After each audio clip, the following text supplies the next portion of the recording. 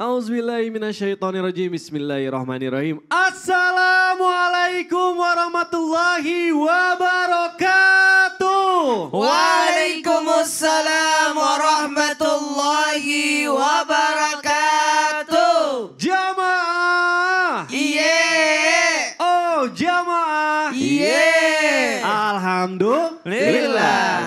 Alhamdulillahirabbil alamin wassalatu wassalamu ala asrofil anbiya'i wal mursalin wa ala alihi washabihi ajmain amma ba'du. Alhamdulillah jamaah bertemu lagi bersama saya Mikdata Dausi, tentunya di Islam itu Indah. Seperti biasa di pagi hari ini kita akan belajar bersama-sama tentunya dengan guru-guru kita yang luar biasa. Kita sapa dulu, ada perempuan paling cantik di sebelah kanan saya, ada Ustazah Sifa. Masya Allah, apa kabar Ustazah? Alhamdulillah sehat banget. Sehat ya? Alhamdulillah. Ustadz Maulana. Yeah. Ini dia. Kangen aku sama Ustadz Maulana. Aduh, Udah aja di sini aja. Seneng deh aku. Di luar ekspektasi. Iya, betul, Semangat ya hari ini ya. Semangat Masya Allah. Ustadz Sam gimana juga nih? Alhamdulillah semangat Sehat ya? pagi nih. Alhamdulillah. Masya Allah. Enggak lah Ustaz. Semua ada hikmahnya. Nah itu dia. Nah hikmahnya hari ini Ustadz Syam semuanya bisa ngasih pelajaran yang penting buat jamaah di rumah nih. Baik jamaah, ini sekarang nih lagi banyak banget nih, lagi viral di mana-mana. Banyak rumah tangga yang lagi diuji sama Allah. Entah karena orang ketiga lah ataupun masalah-masalah lainnya gitu ya. Dan biasanya banyak juga yang suka nggak sadar kalau misalnya mulut itu gampang banget, enteng banget ngomong kata cerai, na'udzubillah. Nah makanya nih supaya kita bisa belajar sama guru-guru kita gimana sih menurut sudut pandang Islam akan dibahas dalam tema kita yang luar biasa. Temanya adalah stop bilang cerai. Masya Allah. Baik ya. Sebelum kita bahas lebih dalam mengenai tema kita hari ini, saya mau ajak lu jamaah untuk nonton dulu tayangan berikut ini. Silakan. Dikutip dari Kompas.com, saat dikonfirmasi Panitera Muda Gugatan Pengadilan Agama Soreang, Ahmad Sadikin menjelaskan setiap harinya kantor pengadilan agama memang ramai. Keramaian hingga penuh biasanya terjadi pada Senin, Selasa, dan hari Kamis. Ahmad menjelaskan antrean terjadi lantaran jumlah ruang sidang yang terbatas. Sementara para pengaju gugatan cerai terbilang cukup tinggi. Nauzubillah, summa nauzubillah. Ustadz Maulana Afwan nih izin bertanya. Iya. Ngeri juga itu ngantri, perceraian kayak ngantri sembako ya. Aduh. Itu gimana aras itu bergoncang pasti. Itu dia. Aduh, nauzubillah. Ustadz Maulana izin bertanya nih, kadang di dalam rumah tangga godaannya ada aja gitu ya. Tapi kan namanya misalnya lagi marah nih, lagi emosi gitu ya. Misalnya mohon maaf nih, gak sengaja ngeluarin kata-kata, aku ceraikan kamu gitu. Nah itu karena tapi gak sengaja gitu mengucap kata tolak. Nah ini apakah itu masuk juga ke dalam talak menurut Islam atau gimana nih? Mohon penjelasannya guru. Baik, makasih banyak Mikdad Ad-Dausi. Oh benar kan? Betul. Ustazah Sifa dan Ustaz Syam Al-Mansuri. Al-Marusi. Al-Mansuri lagi Al-Marusi.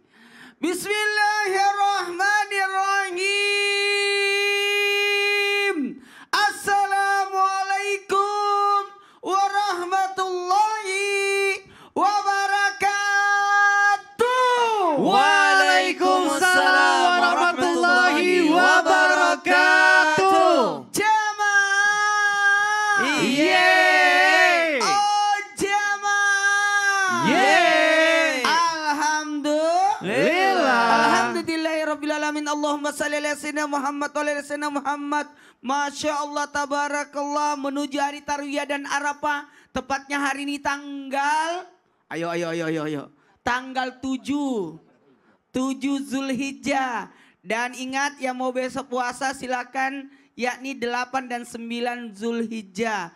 Puncaknya nanti kita puasa di 9 Zulhijjah sehari sebelum Idul Adha. Nilai pahalanya bagikan puasa setahun. Dan jangan lupa kurban. Karena kurban itu luar biasa banyak pahalanya. Nah berkaitan dengan tema kita hari ini. Stop bilang cerai. Hati-hati, perceraian itu nauzubillah. Memutus silaturahmi, memutus segalanya. Astagfirullahaladzim, mudah-mudahan tidak ada kata cerai dari mulut kita. Aduh ya Allah, astagfirullahaladzim. Nah, bagaimana pertanyaan tadi Mikdad tadi? Gimana dengan orang yang dengan emosi mengucapkan kata cerai ini? Ingat, ketika orang emosi berarti dia tidak sadar. Maka orang yang tidak sadar karena marah, dipaksa, maaf saya pinjam kata-kata ini, hilang ingatan atau dalam kurung gila, maka tidak terjadi talak. Sekali lagi, tidak terjadi talak ketika dia tidak sadar. Tidak sadarnya karena marah, tidak sadarnya karena dipaksa, tidak sadarnya karena gila. Maka tidak terjadi talak. Meskipun dia ucapkan talak, bisa jadi karena dia emosi atau dipaksa oleh istrinya. Ayo cerai kamu, karena emosi banget dia balas. Lihat dulu, marah itu ada 3 tingkatan. Marah yang sampai tidak sadar itu aman. Kalau dia mengucapkan kata talak.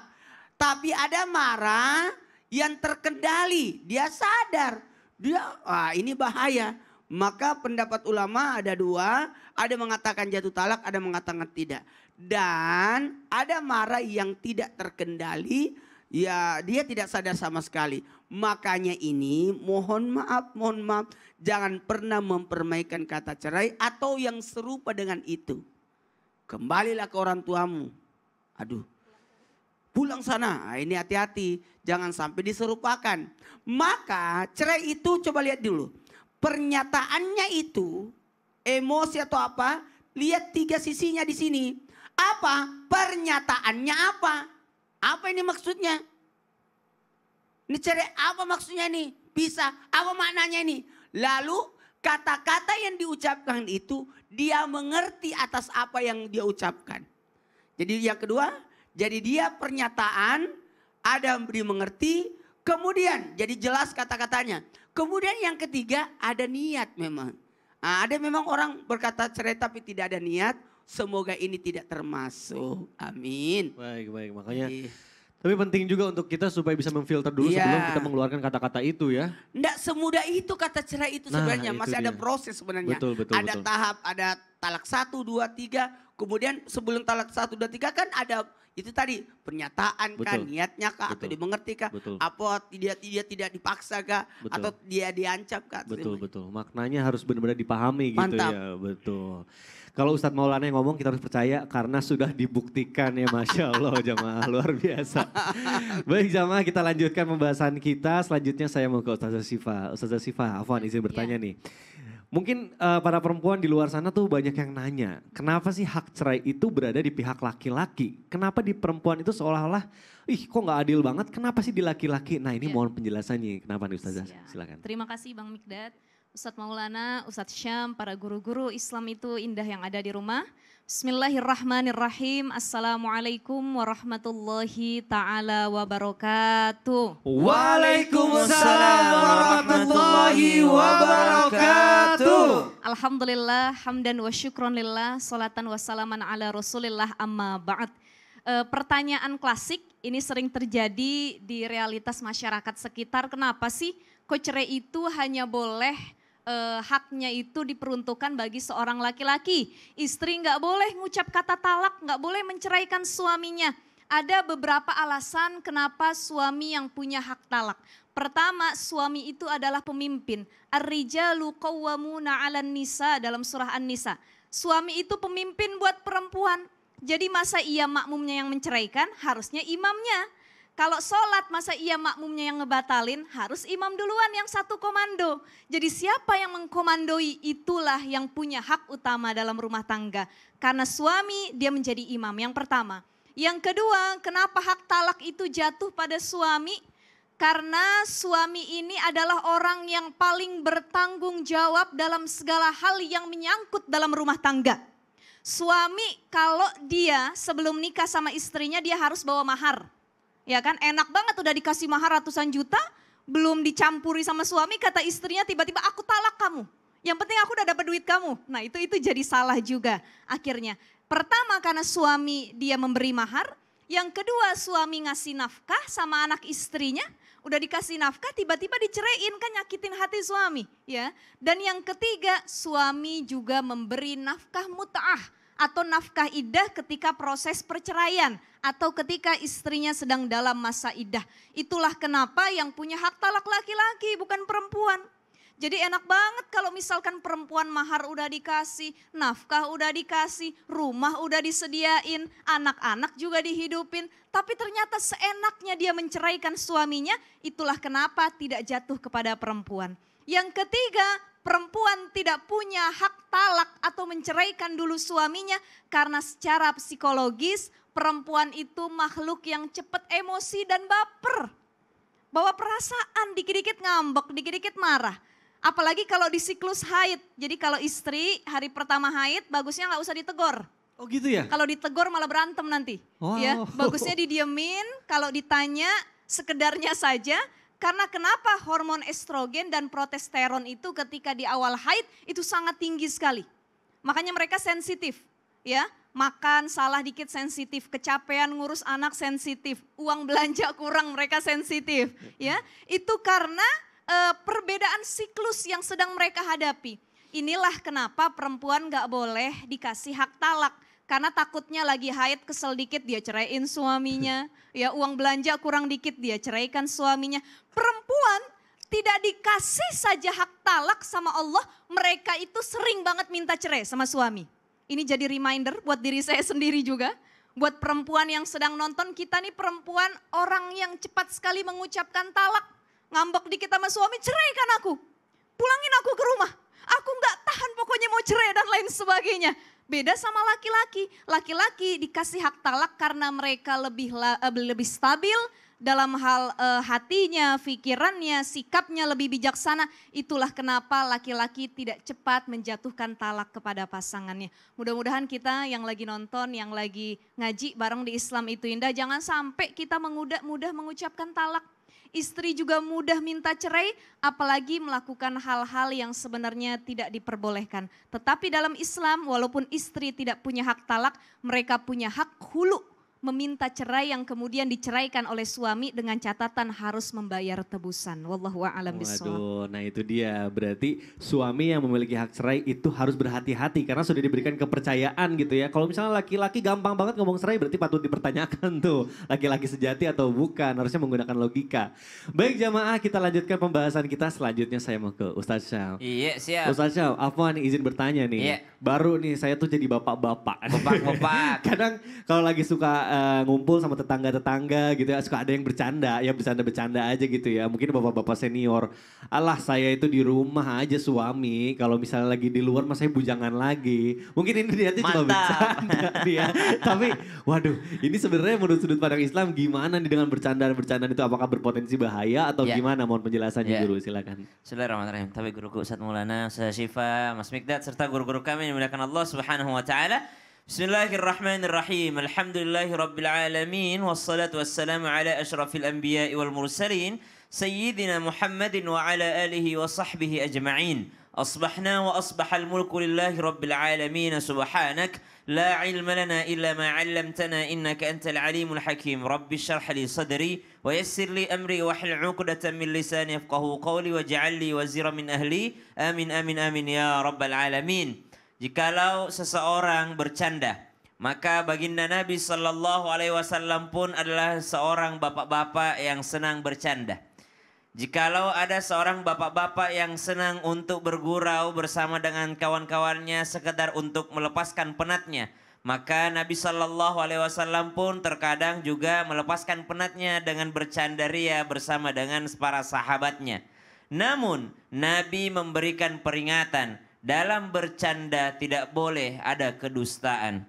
Dan dalam bercandanya bapak-bapak tadi yang ditanyakan oleh Mas Mikdad, ketika dia mengatakan, saya mah kalau di luar rumah alhamdulillah sudah bujang kembali.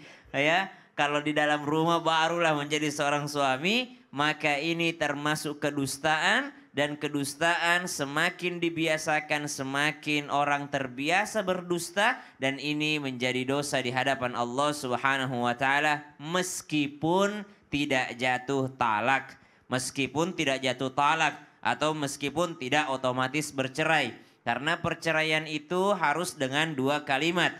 Kalimat yang sharih atau kalimat yang berbentuk kinayah. Kalimat yang sharih adalah kalimat yang jelas maknanya difahami oleh orang lawan bicara kita.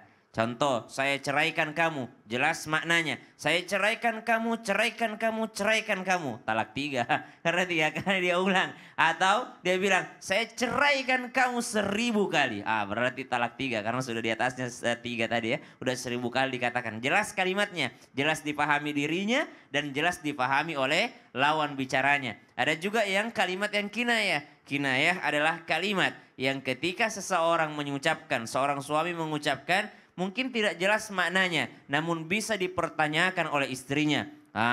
Contoh tadi, dia mengatakan, saya kalau keluar rumah ini saya sudah bujang. Terdengar dari istrinya dalam rumah, belum jauh dari rumah. Dia mengatakan, saya kalau keluar rumah ini sudah bujang. Ya, sudah tidak punya istri lagi. Terdengar ternyata dari istrinya di belakang. Bisa jadi ini termasuk kinayah yang menjatuhkan cerai. Kalau istrinya bertanya, maksud kamu apa Pak? Maksud kamu apa Mas? Ya udah, saya keluar rumah ini ya udah jadi bujang. Kau bukan istri saya lagi. Berarti jatuh talaknya. Cuman kalau kasusnya seperti tadi, jauh dari rumahnya, dia mengatakan demikian kepada teman-temannya dalam hal bercanda, maka talaknya tidak jatuh, tapi dihukumi berdosa, berbohong di hadapan Allah Subhanahu wa taala. Maka subhanallah, jangan sampai kita mengucapkan kalimat-kalimat yang bercanda tapi ada dosa di dalamnya. Berusaha membuat orang tertawa dengan kebohongan adalah sesuatu yang sangat dibenci oleh baginda Nabi Sallallahu Alaihi Wasallam. Berusaha membuat orang lain tersenyum, bercanda ataupun tertawa disebabkan karena jokes-jokesnya dari dia. Orang senang, kelihatan senang, tapi ternyata Allah tidak tertawa. Allah malah murka karena hambanya sedang berdusta. Maka hindari berdusta dengan kalimat-kalimat yang mengandung kebohongan, apalagi mengaku bujang padahal dia sudah punya pasangan. Nauzubillahi min dzalik, wallahu taala alam. Aduh, mana sih? Ustadz mau tanya dong Ustadz ini. Apa tuh? Ini sebenarnya kalau misalnya berkas itu udah terdaftar gitu ya, tinggal nunggu berkas sudah terdaftar. tinggal Terus? nunggu pengadilan untuk bercerai. Nah, tapi tiba-tiba nih salah satunya pengen rujuk kembali. Nah, itu sebenarnya kayak gimana sih, harus nikah ulang atau gimana nih Ustadz? Astagfirullahaladzim, Mikdad, istri kamu lagi hamil. Bukan. Ya Allah, jadi salah paham. Kenapa bikin berkas dan sebagainya? Tunggu Bukan pengadilan. aku Ustadz. Ini Lalu siapa kalau bukan ini jadi Mikdad? salah paham kayak gini, ini bahaya. Istriku lagi nonton lagi. Aduh, udah jamaah, nanti kita jelasin ya setelah yang satu ini ya, tetap di Selamat Indah. Jamaah, Alhamdulillah. Kalau ada masalah Allahu ngomong. Akbar ya Allah.